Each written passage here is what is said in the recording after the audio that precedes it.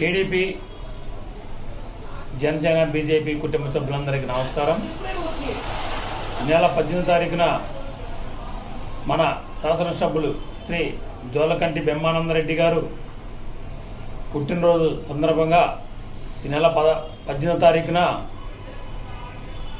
ఉదయం 10 గంటలకి రింగ్ రోడ్లో ఆంజనేయ స్వామి టెంపుల్ గుడి దగ్గర నుంచి బోటు మీద ఈవీని కట్టిన దాకా భారీ ర్యాలీ ఉంటుంది.